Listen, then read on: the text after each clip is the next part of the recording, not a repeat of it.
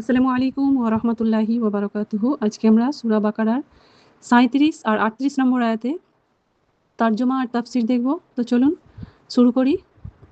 আলহামদুলিল্লাহি রাব্বিল আলামিন আর রহমানির রহিম ওয়াসসালাতু ওয়াসসালামু আলা রাসূলিল কারীম আম্মা বা'দ ফাআউযু বিল্লাহি মিনাশ শাইতানির রাজীম বিসমিল্লাহির রহমানির রহিম রব্বি ইশরাহ লি সাদরি ওয়া ইয়াসসির লি আমরি ওয়াহলুল উকদাতাম মিন লিসানি ইয়াফকাহু কওলি রব্বানা জিদনা ইলমা রব্বানা জিদনা ইলমা বিসমিল্লাহির রহমানির রহিম।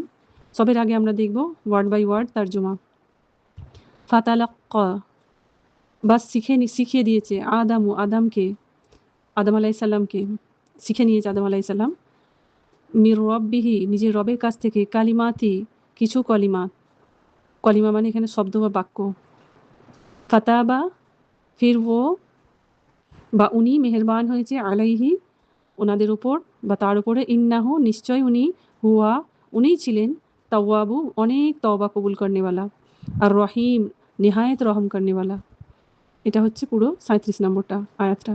এবার ৩৮ নম্বর আয়াতে কুলনা ফির আমরা বলেছি ইহবিতু বা আমি বলেছি বা আমরা বলেছি এখানে কুলনা মানে আমি বলেছি ইহবিতু নিচে নেমে যাও মিনহা এর থেকে জামিয়ান সবাই ফা ইন্না তারপরে যদি ইয়াতিয়ান্নাকুম তোমাদের কাছে আসে মিন্নি আমার তরফ থেকে হুদান কোনো হিদায়ত ফামান তো যে তাবিয়া ওর প্যারবি করবে বা ওটাকে মেনে চলবে বা ইত্তেবা করবে হুদায়া আমার হিদায়তকে ফালা তো নয় বা না খৌফুন কোনো ভয় থাকবে আলাইহিম তাদেরকে ওয়ালা আর না হুম তাদেরকে ইয়াহজানুন কোনো দুঃখ থাকবে বা কষ্ট থাকবে। তো চলুন এবার আমরা দেখি রানিং ট্রান্সলেশন আর এর সম্বন্ধে তাফসির। ৩৭ নম্বর আয়াতের হচ্ছে রানিং তর্জমা হচ্ছে রানিং ট্রান্সলেশন। তো আমি যখন শিখে নিয়েছে আদম আলাইহিস সালাম নিজের রবের কাছ থেকে কিছু কলিমা, তওবার কলিমা এখানে বলা হচ্ছে, তো আল্লাহ সুবহানাহু ওয়া তাআলা মেহেরবান হয়েছে তার উপরে আর নিশ্চয়ই আল্লাহ সুবহানাহু ওয়া তাআলা অনেক তওবা কবুল করনেওয়ালা আর নিহায়ত রহম করনেওয়ালা। তো এখানে যে ফাতালাক্কা শব্দটা এসেছে, আচ্ছা এটা বলার আগে বলে নিই আমরা এর আগের আমাদের যে তাফসিরের ক্লাসের যে অডিও দেওয়া হয়েছিল তাইতে আমরা বলেছিলাম যে আদম আলাইহিস সালাম একটা ভুল করে ফেলেছিল, যেটা আল্লাহ সুবহানাহু ওয়া তাআলা একটা রেস্ট্রিকশন লাগিয়েছিল ওই গাছের কাছে যেও না। তো সেই রেস্ট্রিকশনটা অমান্য করে সেই গাছের কাছে গিয়েছিল, তো তার জন্যে একটা আল্লাহর কথার অবাধ্যতা হয়ে গিয়ে একটা গুনাহ করে ফেলেছিল। আর তার সঙ্গে আল্লাহ সুবহানাহু ওয়া তাআলা সেটা বলতে চেয়েছে যে তো ওর আদম আলাইহিস সালাম যখন আল্লাহর কাছে অনেক কেঁদেছিল গুনাহ ভুল হয়ে যাবার কারণে, আল্লাহর অমান্যতা করার কথার অমান্য হওয়ার কারণে, তো আল্লাহ যে নারাজগি সেই নারাজগি থেকে বাঁচবার জন্য আদম আলাইহিস সালাম অনেক বেশি মানে নিজেকে অনেক গুনেহগার মনে করে আল্লাহর কাছে অনেক আজিজির সাথে মাপ চেয়েছিল। তো মাপ চাওয়ার কারণে আল্লাহ সুবহানাহু ওয়া তাআলা এখানে যে ফাতালাক্কা বলা হয়েছে না, ফাতালাক্কা তার মানে হচ্ছে যে অনেক মুশকিল করে অনেক মশাক্কাত করে অনেক মানে বলে না সেই মাথার ঘাম পায়ে ফেলা যেটাকে আমরা বাংলা কথায় বলি, তো এইরকম অনেক চেষ্টা করার পর আল্লাহ তাআলা তখন ওই মওকাটা যেটা দেয় যে সুযোগটা সেটাকে বলা হয় ফাতালাক্কা। মানে অতিরিক্ত যখন কোনো কিছুর জন্য জদ্দোজাহেদ করে আমরা কোনো কিছু পাই বা আমরা যখন চেষ্টা করি সেটাকে বলা হয় ফাতালাক্কা। তো সেই জদ্দোজাহেদ কেন করতে হয়েছিল এখানে যদি আমরা এই কথাটার একটু বিশ্লেষণ দেখি, কেন কি আল্লাহ সুবহানাহু ওয়া তাআলা প্রথম ইলম দিল, সম্মান দিল, ভালো জায়গায় থাকতে দিল, একটা খালি রেস্ট্রিকশন লাগিয়েছিল যে ওই গাছটার কাছে যেও না। তো জান্নাত সেখানে জান্নাত থাকবার সুন্দর জায়গা, কিন্তু একটা রেস্ট্রিকশনের কথাই যদি আদম আলাইহিস সালাম প্রথম ভুল করে ফেললো, আর সেই ভুল করার জন্যে সেই যে একটা মনের আফসোস, এত জ্ঞান থাকা সত্ত্বেও আদম আলাইহিস সালাম তো মানুষের মধ্যে যে ভুল করার একটা প্রবৃত্তি এসেছে ওইখান থেকেই শুরু।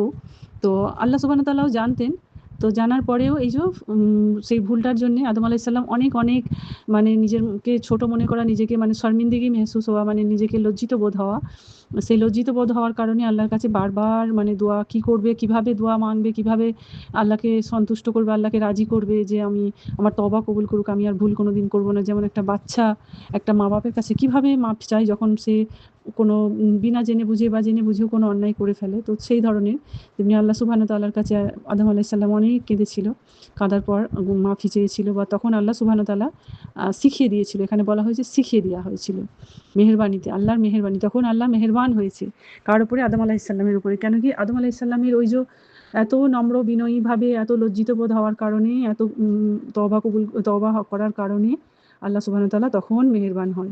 তো আমরা যখন ভুল করি এইখান থেকে শিক্ষা এটাই যে আমাদেরকে অনেক নম্রতাভাবে আজিজের সাথে আমাদেরকে অনেক লজ্জিত বোধ হয়ে যদি আমরা আল্লাহর কাছে তওবা করি তবে আল্লাহ মেহেরবান হবে, আমাদের গুনাহকে মাফ করবে। তো কিছু কলিমা শিখিয়ে দিয়েছিল কিসের? তওবার। তো এখানে কিছু কলিমা মানে আল্লাহ সুবহানাহু ওয়া তাআলা নিজেই শিখিয়ে দিচ্ছে নিজের বান্দাকে যে তুমি কিভাবে মাপ চাইবে। তো আমরা কালাম মাজিদে অনেক দোয়া পাই, রব্বানা আল্লাহুম্মা দিয়ে শুরু। সেই দোয়াগুলো সব আল্লাহ সুবহানাহু ওয়া তাআলা মানুষের মনের মধ্যে সেই তরিকাটা দিয়েছে, তাই মানুষ পেরেছে। তো আদম আলাইহিস সালাম নিজেই শিখিয়ে দিয়েছে। যেমন আমরা সূরা ফাতিহাটা যদি আমরা দেখি, সূরা ফাতিহা যখন পড়ি তো ওটা আল্লাহ সুবহানাহু ওয়া তাআলাই এত সুন্দর করে একটা দোয়া, সবথেকে বেস্ট অ্যান্ড বেটার দোয়া হচ্ছে সূরা ফাতিহা। তো ফাতিহাতে যে সমস্ত কথাগুলো আছে আমরা তাফসীরেও দেখেছি আলহামদুলিল্লাহ। তো আল্লাহ সুবহানাহু ওয়া তাআলা শিখিয়ে দিয়েছে। তো আল্লাহ সুবহানাহু ওয়া তাআলার শেখানো শব্দ কতই সুন্দর হবে, তার কতই মর্যাদাপূর্ণ, কতই অর্থবহুল হবে, সেইটা এখানে বলা হচ্ছে। তারপরে হচ্ছে আওহাইনা ইলাইহি, তারপরে হচ্ছে আমি তার উপর নাজিল করেছি। নাজিল করেছি মানে আমি দিয়েছি। তো এখানে কিছু কলিমাতের কথা বলা হয়েছে, বেশি কেন বলা হয়নি? বেশি কলিমা কেন কি? যে আমাদের মিনিংফুল কথাগুলো আছে সেগুলো যদি আমরা কমসে কম কথার মধ্যে দিয়ে সেই কথাগুলো বুঝিয়ে দিতে পারি তো সেটাই হচ্ছে সবথেকে ভালো কালাম। আর সেই কালামের কথা এখানে আল্লাহ সুবহানাহু ওয়া তাআলা আদম আলাইহিস সালামকে শিখিয়ে দিয়েছে অল্প কথার মধ্যে সমস্ত মিনিংফুল কথাগুলো এসে যাওয়া। তো সেই কালাম আল্লাহ সুবহানাহু ওয়া তাআলা শিখিয়ে দিয়েছে এখানে কাকে? আদম আলাইহিস সালামকে, যেন সেই আলফাজগুলো বলে আল্লাহ সুবহানাহু ওয়া তাআলার কাছে সে মাপ চায়। তো এখানে একটা কথা হয়েছে নাজিল করার কথা কেন বলা হয়েছে? আল্লাহ সুবহানাহু ওয়া তাআলা বলতে পারতো যে হ্যাঁ, আমি ওনাকে কলিমা শিখিয়ে দিয়েছি বা আমি ওকে কলিমা শিখিয়ে দিয়েছি বা আমি ওকে কালিমা বলে দিয়েছি। তো সেটা না করে এখানে নাজিল করেছি, তার কথাটা কেন বলা হয়েছে? ওহী করার কথা বলা হচ্ছে। তার মানে এখানে আল্লাহ সুবহানাহু ওয়া তাআলা ডাইরেক্ট বলেনি, কারোর থ্রু বলেছে, যেমন আমাদের জিবরিল আলাইহিস সালাম। আর এই পুরো কথাটা হচ্ছে ফাতালাক্কা আদামু মির রাব্বিহি কালিমাতিন। এটা এই যে এতটা লম্বা করে বোঝানো হয়েছে কেন কি এই কালামটা যেটা করেছেন আল্লাহ সুবহানাহু ওয়া তাআলা সেটা ডাইরেক্ট আদম আলাইহিস সালামকে বলেননি, কারো থ্রু বলা হয়েছে, সেটাই বোঝানো হয়েছে। আর সেটা হচ্ছে আমাদের জিবরিল আলাইহিস সালাম। আর তালাক্কা, তালাক্কা আরবিতে তখনই আসে যখন অনেক কিছু খোঁজার পরে কোনো জিনিসকে পাওয়া যায় বা যেটার অনেক বেশি সন্ধান করতে হয়, অনেক বেশি তার খোঁজবিন করতে হয়। তো সেই তালাশ করা, খোঁজা বা অনেক ধরনের সার্চ করা, যেভাবে আমরা ইনভেস্টিগেশন করে বলা হয় না, সেই ধরনের। তো সেই রকম করে খুঁজে পাওয়াটাকে তালাক্কা বলা হয়। তো সেখানে আদম আলাইহিস সালাম, এখানে ওই কথাটা ওই জন্য বলা হয়েছে আদম আলাইহিস সালামকে কতটা জদ্দোজাহাদ করে চেষ্টা করে সেই কালামগুলো পেতে হয়েছে সেইটার কথা বলে বোঝানোর জন্য তালাক্কা লাফজটা দেওয়া হয়েছে। আর এখানে আস্তাগফার আর যে পস্তাওয়া মানুষের হয়, আমরা পস্তাই যখন কোনো কাজ করে, আফসোস হয়, আমাদের নিজেদের মধ্যে একটা মালামাত হয়, সেইটাকে বোঝানো হচ্ছে। তার গুরুত্বটা কতটা ছিল, তার গভীরতাটা কতটা ছিল, সেইগুলো বোঝানোর জন্যই তালাক্কা লাফজটা এখানে আল্লাহ সুবহানাহু ওয়া তাআলা ইউজ করেছেন। এখানে বলা হয়েছে আগে যে যদি তুমি মাপ না করো তো আমরা কাদের মধ্যে হয়ে যাব? জালিমদের মধ্যে হয়ে যাব। জালিমিন লোকেদের মানে জালিমদের মধ্যে হয়ে যাব আমরা। তো ফাতাবা আলাইহি। তো আল্লাহ তাআলা তাদের তরফে রুজু হয়েছে। মানে তাদের তরফে একটু ধ্যানটা দিয়েছে। তো এখানে আল্লাহ তাআলা যে ধ্যান দিয়েছে আল্লাহ সুবহানাহু ওয়া তাআলা তার দিকে তাওয়াজ্জু করেছে। তার মানে কি বলা হচ্ছে? যেখানে আদম আলাইহিস সালাম একদম মালাউন নয়। মালাউন মাখলুক নয়, মানে একদম যে তিরস্কৃত, আল্লাহ সুবহানাহু ওয়া তাআলা যাকে কোনোদিন আর করবে না, তার দিকে ধ্যান দেবে না বা সে আর কোনোদিন আল্লাহ সুবহানাহু ওয়া তাআলার কাছের বান্দা হবে না বা আল্লাহ সুবহানাহু ওয়া তাআলা তাকে একদমই অপছন্দ করেছে, সেটা নয়। এই কথাটার জন্য আমরা জানতে পারছি যে আদম আলাইহিস সালামকে কিছু সময়ের জন্য একটু নারাজগি আল্লাহ সুবহানাহু ওয়া তাআলা দেখিয়েছেন। তারপরে আবার তার দিকে ফিরে তাকিয়েছেন। আর ঈসাই যারা আছেন, ঈসাই বা নাসারা যারা, তারা কিন্তু ওদের এই আকীদা আছে যে মানুষ পয়দা হয় গুনাহগার হয়ে। মানুষ সমস্ত আদমজাত পয়দা হয় গুনাহগার হয়ে। কেন কি? তারা গুনাহের কারণেই, আদম আলাইহিস সালামের গুনাহের কারণেই এই দুনিয়াতে আদম আলাইহিস সালামকে ওই গলতির কারণেই পাঠানো হয়েছে এই দুনিয়াতে। অথচ আমরা এর আগের আয়াতে আমরা পড়লাম যেখানে আল্লাহ সুবহানাহু ওয়া তাআলা নিজেই বলেছে আমি জমিনের জন্য খলিফা বানিয়েছি। তো জমিনের জন্য খলিফা বানিয়েছি তো কোনো না কোনো সময় আল্লাহ সুবহানাহু ওয়া তাআলা পাঠাতেন এখানে। কিন্তু তার আগে এই ঘটনাটা হলো যে এটা গাছের কাছে যাওয়াটা, এটাও আল্লাহ সুবহানাহু ওয়া তাআলার জ্ঞানে ছিল যে মানুষ এই ভুলটা করবে। করার পর এই ঘটনাগুলো হবে সব। তো আল্লাহ সুবহানাহু ওয়া তাআলা সবকিছু জানে। তো আল্লাহ সুবহানাহু ওয়া তাআলা এখানে এই কথাটা বলে আমাদেরকে বুঝিয়ে দিয়েছে যে হ্যাঁ, মানুষ ভুল করবে। তো ভুল করলেও তাকে এইভাবে মাপ করতে হবে, মাপ চাইতে হবে, তাকে এইভাবে মাপ দেওয়া হবে। তার কারণেই এই আয়াতটা আজকে আমাদের সামনে তুলে ধরেছেন আল্লাহ সুবহানাহু ওয়া তাআলা। আর আমরা যদি দেখি যদি মানুষ গুনাহগার হয় তো আল্লাহ সুবহানাহু ওয়া তাআলা দুনিয়াতে এত নিয়ামত রহমত আমাদের জন্য দিত না। তো এটা একটা ভাবনার বিষয় যে যাকে আমরা সাজা দিবার জন্য দুনিয়ায় পাঠাবো তাকে আমরা নিয়ামত রহমত সমস্ত কিছু কেউ দেবো কি? আমরা কাউকে যদি সাজা দিই তো তাকে তো আমরা কষ্টের মধ্যে রাখবো। তো এই দুনিয়াটায় আমাদের কি নিয়ামত আমরা পাচ্ছি না? আমরা কি আল্লাহর কোনো রহমতের নজারা আমরা কি দেখতে পাই না আমাদের জীবনের মধ্যে? তো এত নিয়ামত রহমত কেন দিয়েছে আল্লাহ সুবহানাহু ওয়া তাআলা? আমাদেরকে ভালোবাসে বলে। তো আমরা যদি সেই গুনাহের কারণেই যদি আমরা হই তো সেটার কোনো কথা হলো? এটা তো ওদের ভুল ধারণা, যেটা ঈসাই বা আদমা ইয়ে কি নাম নাসারাদের ভুল ধারণা এই জিনিসগুলো। তো তার সাথেই আল্লাহ সুবহানাহু ওয়া তাআলা এখানে বলে দিয়েছেন ইন্নাহু হুয়াত তাওয়াবুর রহিম। তার মানে আল্লাহ সুবহানাহু ওয়া তাআলা বারবার তওবা কবুল করবে। বারবার মানে মানুষ বারবার ভুল করবে আর বারবার তওবা কবুল করবে। আর রহিম, রহিম কথাটা রেহেম, রেহেম থেকে এসেছে। রেহেম যে আরবি লফজ, রেহেম মানে হচ্ছে মায়ের পেট। মায়ের পেটে যে বাচ্চা থাকে জন্মের আগে বা সেই পেট থেকে, এই কথাটা সেই পেটের কথাটা বোঝানোর জন্য এখানে রেহেম বলা হয়েছে, রেহেম থেকে রহিম। তো মায়ের পেট যে রেহেম, সেই রেহেমে আমাদের কিছু চাইতে হয় কি? যখন আমরা মায়ের পেটে ছিলাম বা থাকছি, আমাদের পেটে যে সমস্ত সন্তানরা, তারা কি আমাদের কাছে চাইছে? অটোমেটিক সে তার জরুরিয়াত, তার প্রয়োজন যতটা যা কিছু সে আমার শরীর থেকে পেয়ে যায়। আমাদের মায়েদের শরীর থেকে সেটা পেয়ে যায়। তো বা আমরাও পেয়েছি, পেয়ে আমরা এসেছি দুনিয়াতে। তেমনি আল্লাহ সুবহানাহু ওয়া তাআলা অটোমেটিক সিস্টেম একটা বানিয়ে রেখেছে যেখানে আল্লাহর রহমত অলরেডি আমাদের কাছে আসছে এই দুনিয়াতে। তো সেই জন্যই আল্লাহ সুবহানাহু ওয়া তাআলা রহমানুর রহিম, তওয়াবুর রহিম। যেমন আমরা জানি না যে আমাদের বাচ্চারা কেমন হবে, তা সত্ত্বেও আমরা সেই বাচ্চাকে পেটের মধ্যে রাখি। বড় হয়ে সে আমার জন্য ভালো করবে কি না করবে আমরা কিছুই জানি না, তাও পেটের মধ্যে রাখি, তাকে পালন পোষণ করি।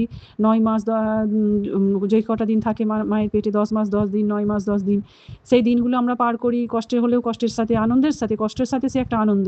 তারপরে সেই বাচ্চা বড় হয়ে যদি আমার খিলাপি যায়, আমরা তো সেটা আমরা জানি না, আমরা কিন্তু তাও সেই বাচ্চাকে ভালোবাসি, ভালোবেসে বড় করি। আমরা তার কাছে কিছু আসার জন্য করি না। তো আল্লাহ সুবহানাহু ওয়া তাআলা ঠিক সেই রকম মানুষকে বিনা কিছু পাওয়ার আশাতেই আল্লাহ সুবহানাহু ওয়া তাআলা মানুষের উপর রহম করে। রহম করে এই দুনিয়াতে রেখেছে, আমাদেরকে দুনিয়াতে পাঠিয়েছে। আমরা যা মর্জি সেটা করে আমাদের নিজেদের কিন্তু আমাদের সেখানে জান্নাত কামাতে হবে। সেখানে আল্লাহ সুবহানাহু ওয়া তাআলা বলেছে তোমরা নিজের জান্নাত নিজে কামাও, তোমাদেরকে চয়েস দেওয়া হয়েছে। সেই রকমই আমাদের সঙ্গেও আল্লাহ সুবহানাহু ওয়া তাআলার এই একটা সম্বন্ধ রয়েছে বা রিশতা রয়েছে যে আল্লাহ তাআলা আমাদের কাছ থেকে যে যা কিছু দিয়েছে আমাদেরকে, তার বদলে আমাদের কাছে কিছুই চায় না। শুধু আমাদেরকে বলা হয়েছে যে আমরা যেন ওই আল্লাহর ইবাদত করি, আল্লাহকে এক জানি, এইটুকুই। তবে যে এক জানে না বা এক মানে না বা যে ইবাদত করে না, তার উপরে কি আল্লাহ সুবহানাহু ওয়া তাআলা রহিম নয়? রহমত তার উপরে কেন দিচ্ছে না? নিশ্চয়ই দিচ্ছে। সেও সমান রহমতের হকদার হচ্ছে। যে আল্লাহকে মানছে না, যে গ্যারধর্মী বিধর্মী আছে, যে দ্বীনে ঈমানের পথে নেই, ইসলামের পথে নেই, তাদের উপরেও আল্লাহ সুবহানাহু ওয়া তাআলা রহম করেছে। আর তার সাথে একটা মুমিনের উপরেও রহম করেছে। আর যা কিছু আমরা এই দুনিয়াতে উপভোগ করছি, জীবন থেকে জন্ম থেকে মৃত্যু পর্যন্ত, সমস্ত কিছু আল্লাহর এই রহমতেরই একটা হিস্সা। তো আল্লাহ সুবহানাহু ওয়া তাআলা রহমতের 100টা যদি হিস্সা করা হয়, তার একটা হিস্সাই দুনিয়াতে দেওয়া হয়েছে। আর 99 হিস্সা আল্লাহ সুবহানাহু ওয়া তাআলা রেখে দিয়েছে আমাদেরকে রোজে কিয়ামত সেই রহমতটা আমাদের উপর দেখাবেন বলে। তো এখানে বলা হয়েছে ইন্নাহু কানা তাওয়াবুর রহিম। তো তার মানে তওবা আল্লাহ সুবহানাহু ওয়া তাআলা কবুল করবে বা করেছিল। তো আল্লাহ সুবহানাহু ওয়া তাআলা আমাদেরকে যে এই সমস্ত আমরা গুনাহগুলো করেছি, তো আমাদেরকে বারবার ভুল হয়ে যাওয়া সত্ত্বেও আমাদের যদি তওবা করি যেভাবে আল্লাহ সুবহানাহু ওয়া তাআলা বলেছে, তো সেইটা আমাদের দিকে একটা ইশারা যে আমরাও এই কিসসা, এই কাহানিটার জড়িয়ে, এই কাহানিটার মাধ্যমে আমরা আমাদেরকেও নিজেদের গুনাহ থেকে মাফ চাইতে হবে। আল্লাহ সুবহানাহু ওয়া তাআলা বলেছেন যে কোনো দুনিয়াতে আল্লাহর রহমত থেকে বড় নয় আল্লাহর গজব। আল্লাহর গজব থেকে আল্লাহর রহমতই সবথেকে বড়। গজব কোনোদিনই বেশি বড় হতে পারে না। তো আল্লাহ সুবহানাহু ওয়া তাআলা নিজের ওপরে জুলুমটাকে হারাম করে রেখেছে। এমন নয় যে আল্লাহ সুবহানাহু ওয়া তাআলা জুলুম করতে পারে না। পারলে ক্ষমতা থাকা সত্ত্বেও আল্লাহ সুবহানাহু ওয়া তাআলা কিন্তু মানুষের উপর, মানুষের উপর, কোনো প্রাণীর উপর, কোনো মাখলুকের উপর আল্লাহ সুবহানাহু ওয়া তাআলা একটুও জুলুম করবে না। এখানে তাওয়াবুর রহিম মানে যে ফেরত আসে বা পাল্টে আসে বা ফেরত আসে, তাকে বলা হচ্ছে। তো ফেরত আসে মানে কি? ফিরে আসা মানে কোনো জিনিস থেকে, সেখান থেকে আবার পুরোনো জায়গায় এসে যাওয়া। মানে সে গুনাহ থেকে সে আবার ঘুরে ভালো জায়গায় এসে যাওয়া। যে জায়গা থেকে সে খারাপ জায়গায় গিয়েছিল সেই জায়গা থেকে ফিরে আসা। তার মানে মানুষের একটা হচ্ছে এটা ফিতরাত যে মানুষ ভুল করবে আবার ফেরত আসবে, ভুল করবে আবার ফেরত আসবে। তো বারবার এই ঘটনাটা হতে থাকবে। আর সেইটা এখানে আল্লাহ সুবহানাহু ওয়া তাআলা বলেছে কুল্লু বানি আদামা খাত্তাউন। মানে প্রত্যেকটা আদম সন্তান নিজের ভুলের ওপরেই থাকবে আর বারবার ফিরে আসবে। তারপরে আমরা যদি দেখি আবার ওরই মাফহুমটা সূরা নিসাতে, আলে ইমরানেতে আমরাও দেখতে পাবো। তা বলে এই নয় যে আমরা বারবার ভুল করব আর বারবার আমরা তওবা করব। জেনে বুঝে ভুল করে জেনে বুঝে আবার তওবা করব, কেন কি দরজা তওবার খোলা আছে।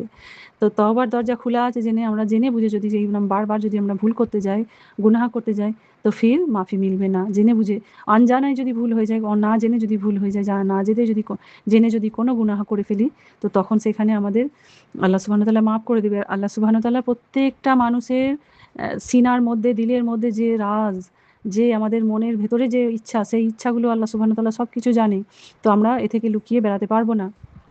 আর ভুল হয়ে যাওয়া মাত্রই আগে যদি সাফ মনে আমরা একদম গিরগিরিয়ে যদি আমরা দোয়া চাই, মানে খুবই চোখের পানি ফেলে যদি মাফি চাই, আল্লাহ সুবহানাহু ওয়া তাআলা জরুর মাফ করবে, নিশ্চয়ই মাফ করবে। আর আখিরাতে কেউ কারো কাজ আসবে না, কেউ কারো সাহায্য করবে না। সব নিজের গুনাহের তওবা নিজেকে করতে হবে, এই দুনিয়া থেকেই আমাদেরকে পাক সাফ হয়ে যেতে হবে। আর সমস্ত মানুষের কাছে যদি আমরা কোনো গুনাহ করে থাকি, কারো হক যদি নষ্ট করে থাকি, সেটা আমাদেরকে এই দুনিয়াতেই তা পুরো করে দিয়ে যেতে হবে। আর আল্লাহ তামাম মুসলমানকে আল্লাহ সুবহানাহু ওয়া তাআলা যেন মাফ করে কলবে সালিম আতা করে আমাদেরকে। চলুন আমরা নেক্সট আয়াতটা দেখি। ৩৮ নম্বর আয়াত। এখানে কি বলা হয়েছে, রানিং ট্রান্সলেশনটা আগে দেখি। তোমরা সবাই এখান থেকে নেমে যাও, সব্বাই, আর তোমাদের কাছে আমার তরফ থেকে হিদায়াত আসবে, আর তার প্যারবি করবে। আর আমার হিদায়াত যেটা, সেটা যে প্যারবি করবে আর তার কোনো ভয় হবে না, ভয় থাকবে না, সে কোনোদিন গমগিন হবে না। গমগিন মানে তার কোনো দুঃখ কষ্ট থাকবে না। তো এখানে আল্লাহ সুবহানাহু ওয়া তাআলা যে বলেছে যে তোমরা এখান থেকে সবকে সব নিচে যাও। সবকে সব বলতে এখানে আম্মা হাওয়া, আদম আলাইহিস সালাম, আর তার সঙ্গে ছিল কে, জিন, শয়তান, ইবলিস। তো ৩ জনকেই বলা হচ্ছে যে তোমরা সবকে সব এখান থেকে চলে যাও, দুনিয়াতে নেমে যাও। তো এবার নেমে যাওয়ার যেটা কথা বলা হয়েছে, হুবুত থেকে এসেছে ইহবিতু। হুবুত যে কথাটা, সেটা থেকে হয়েছে ইহবিতু। তো হুবুত এই যে লফজটা আরবিতে, এখানে উঁচু থেকে নিচে নামার কথা বলা হয়েছে। তো উঁচু থেকে নিচে নামা কি? তো নিচে নামার মানে হচ্ছে আদম আলাইহিস সালামের যে পজিশন ছিল, সেই একটা সম্মানওয়ালা পজিশন, সেইখান থেকে নিচে নেমে যাওয়া। আর একটা হচ্ছে যে জান্নাতটা এমন কোনো একটা জায়গা যেখানে আমাদের, যেই জান্নাতে আমাদের মওতের পরে আমরা যাব, রোজে হাসর হবার পরে যে আমরা যাব, সেই জান্নাত সে উঁচু জায়গায় আছে, বা যেখানে আদম আলাইহিস সালামকে বানানো হয়েছিল সেটা কোনো উঁচু জায়গায় আছে, সেখান থেকে আমাদের আদম আলাইহিস সালামকে বলা হয়েছে যে নিচে নেমে যাও। তো নিচে নেমে যাও, ইহবিতু, নিচে নেমে যাও, মানে নিচে নেমে যাওয়ার কথা এখানে বলা হয়েছে। খাস করে যে এখানে মকাম যে দিয়েছিল আল্লাহ সুবহানাহু ওয়া তাআলা একটা ইলমের জন্যে, সেই ইলম থেকে, ইলমের দরজা, সম্মানের দরজা থেকে নিচে নেমে যাওয়া, সেইটার জন্যে একটু ইশারা করা হয়েছে। এটা হচ্ছে অন্তর্নিহিত মানে, কিন্তু এর লফজি মানা যেটা, এর আক্ষরিক অর্থ হচ্ছে উঁচু জায়গা থেকে নিচে নেমে যাওয়া, যেটাকে হুবুত বলা হয়। তো ওখান থেকে তো আল্লাহ সুবহানাহু ওয়া তাআলা নামিয়ে দিলেন এক তো উঁচু মাকাম দিয়ে, মানে মাকাম মানে একটা সম্মানিত জায়গা থেকে, আর একটা জান্নাত যে উঁচু জায়গায় আছে সেটা থেকে, দুটোই যদি আমরা ধরি। তো সেখান থেকে নামিয়ে দেওয়ার পরে আল্লাহ সুবহানাহু ওয়া তাআলা কিন্তু যদি রহমানুর রহিম না হয়, তাহলে সেখানে আল্লাহ সুবহানাহু ওয়া তাআলা বলতো যে তোমাদের সঙ্গে আমার আর কোনো কানেকশন নেই, তোমার সঙ্গে আমার কোনো কিছুই থাকবে না, যোগাযোগ। আল্লাহ সুবহানাহু ওয়া তাআলা তা করেননি। তা বলেছেন এখানে যে তোমরা নেমে যাও, আর সময় সময়ে তোমাদের জন্য হিদায়াত আসবে। তো আল্লাহ কতটা রহমানুর রহিম দেখুন। এখানে আল্লাহ সুবহানাহু ওয়া তাআলা একটা তওবা কবুল করেছে, তওবা কবুল করবার জন্য নিজেই কলেমা শিখিয়ে দিয়েছে, শেখানোর পরে তওবা কবুল করে সেখান থেকে নামিয়ে যেই জায়গায় পাঠিয়েছে, যেমন এই পৃথিবীতে, তো সেখানেও আল্লাহ সুবহানাহু ওয়া তাআলা এমনিই ছেড়ে দেয়নি আমাদেরকে। আল্লাহ আদম আলাইহিস সালামকে সময়ে সময়ে হিদায়াত দিয়েছে, শুধু আদম আলাইহিস সালামকে না, পুরো মানব জাতিকে সময়ে সময়ে হিদায়াত দিয়েছে, নবী আম্বিয়া পাঠিয়েছে। আর এখানে বলেছে যে সময়ে সময়ে যে হিদায়াত আসবে, সেই হিদায়াতের উপর যদি তোমরা আমল করো, তাহলে তোমাদের জন্য কোনো দুঃখ থাকবে না, আর কোনো তোমাদের জন্যে তোমরা রাস্তা থেকে সরে যাবে না। ঠিক রাস্তায়, হিদায়াতের রাস্তায় থাকলে তোমাদের জন্যে সেটা কামিয়াবি হবে। তো এইখানে যদি আমরা দেখি, তো সিলসিলেবার তরিকাতে মানে একটার পর একটা আম্বিয়া আসতে গেছে, একটা নসল আসতে গেছে। নসল মানে প্রজাতি, একটা মানুষের প্রজন্ম আসতে গেছে। সমস্ত প্রজন্মে, সমস্ত এরিয়া হিসেবে আল্লাহ সুবহানাহু ওয়া তাআলা সবাইকে হিদায়াত দিয়েছে, খাস তাওয়াজ্জু দিয়েছে।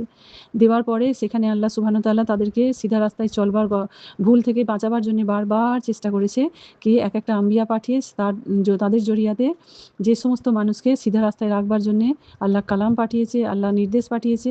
আর যারা মেনে চলেছে তাদের সত্যি এই দুনিয়াতে আখিরাতে দুঃখ থাকবে না, আর যারা না মেনে চলবে তাদের জন্যে দুঃখ কষ্ট আছে। এর অপোজিটটা আমরা যদি দেখি, এখানে বলছে তুমি যদি ইতাআত করো, তাহলে তুমি আর কোনো দুঃখের মধ্যে থাকবে না, আর তোমার কোনো ভয় থাকবে না। ভয় কেন? এখানে ভয়ের কথা কেন বলা হয়েছে? যদি আল্লাহর হুকুম না মানে, তো তখন তার জন্য নিশ্চয়ই কিছু ভয়ের বিষয় আছে। তো সেখানে সেটাই বলা হচ্ছে যে কোনো ভয়ের বিষয়ে, তো আগে আমরা গিয়ে সেটা পড়বো কি ভয়ের বিষয়। তো ৩৫ নম্বর আয়াতে যেমন বলেছে আল্লাহ সুবহানাহু ওয়া তাআলা, কিছু টাইমের জন্য তোমরা থাকো, যখন জান্নাতে থাকতে বলেছে, তো কিছু টাইমের জন্য থাকা হয়ে গেলে উসকুন বলে যে বলা হয়েছিল, সুকুন, শান্তির সাথে থাকো। দিয়ে তারপরে যে ঘটনাগুলো হওয়ার পরে এখানে ফির আবার দুনিয়াতে পাঠিয়ে দিয়েছে। সেখানে আমরা যদি দেখি, তো সেখানে আমাদের দুনিয়াতেও আল্লাহ সুবহানাহু ওয়া তাআলা আমাদেরকে খালি হাত ছাড়ছে না, সেখানেও আমাদের হিদায়াত দিয়ে আমাদেরকে সিধা রাস্তা দেখাচ্ছে। এই যে দুনিয়ায় পাঠিয়েছে, সেখানেও বলেছে যে তোমরা কিছুদিনকার জন্য ওখানে যাও, কিছুদিনের জন্য। মানে এই দুনিয়াটাও আমাদের টেম্পোরারি ঠিকানা, এটাও কোনো পার্মানেন্ট ঠিকানা নয়। তো কিন্তু এখানে পার্মানেন্ট ঠিকানা নয়, তা সত্ত্বেও আল্লাহ সুবহানাহু ওয়া তাআলা এই টেম্পোরারি ঠিকানার জন্য আল্লাহ সুবহানাহু ওয়া তাআলা আমাদেরকে সমস্ত রকম হিদায়াত আর আমাদেরকে চলবার রাস্তাও দেখিয়ে দিয়েছে, শিখিয়ে দিয়েছে। যে কটা দিন তুমি বাঁচবে, থাকবে এই দুনিয়াতে, সেই রাস্তায় চলে থাকলে তোমার জন্য কোনো ভয় নেই, আর তোমার জন্য কোনো কষ্ট থাকবে না, দুঃখ থাকবে না। তো আল্লাহ সুবহানাহু ওয়া তাআলা এখানে সময়ে, সময়ে হিদায়াত পাঠানোর কথা কেন বলেছে? কেন কি আল্লাহ সুবহানাহু ওয়া তাআলা জানে যে মানুষ ভুল করবে, মানুষ রাস্তা থেকে সরে যাবে, সময়ে, সময়ে হিদায়াত তাকে দিতে হবে। মানে যখন একটা গডরিয়া বা চরবাহা যখন কোনো মানুষরা যখন যে ভেড়, ছাগল যখন নিয়ে যায় রাস্তায়, তাকে গাইড দেওয়ার জন্য কি হয়, একটা কুত্তাও থাকে আর তার সাথে একটা ছড়িও দেয়, যে গডরিয়া থাকবে তার হাতে একটা ছড়িও দেয়। আর তাদেরকে সিধা রাখবার জন্য সেই ভেড় বা ছাগলের পুরো দলটাকে। তো তেমনি এখানে আমরা যে সমস্ত মানুষরা আমাদেরকেও সিধা রাস্তায় রাখবার জন্য আল্লাহ সুবহানাহু ওয়া তাআলা সময়ে, সময়ে একটা করে আম্বিয়া পাঠিয়েছে, একটা ওলি, আউলিয়া, সেই সমস্ত। তো আল্লাহ সুবহানাহু ওয়া তাআলা এখান থেকে বোঝা যাচ্ছে যে সবথেকে বড় আলিম মানে শিক্ষক আমাদেরকে সিধা রাখবার জন্য সময়ে, সময়ে আমাদের কাছে হিদায়াত পাঠিয়েছে বা পাঠাতে থেকেছে। তো আমাদেরকে সেই হিসেবে, সেই গাইডলাইন হিসেবে, যেমন এখন আমাদের কাছে আছে কোরআন আর হাদিস, আর তার জরিয়াতে আমরা আজকে এই কথাগুলো জানতে পারছি। আর জানতে পেরে আল্লাহ সুবহানাহু ওয়া তাআলা আমাদেরকে যেন সেই রাস্তায় কায়েম রাখে আর সেই হিদায়াতের রাস্তায় আমরা যেন চলতে পারি, তার দোয়া করতে হবে। তো চলুন, আজকে এই 2 আয়াত হয়ে গেল, আলহামদুলিল্লাহ। নিশ্চয়ই এটুকু ভালোভাবে বুঝবেন আর বুঝে আমল করার তৌফিক দিক।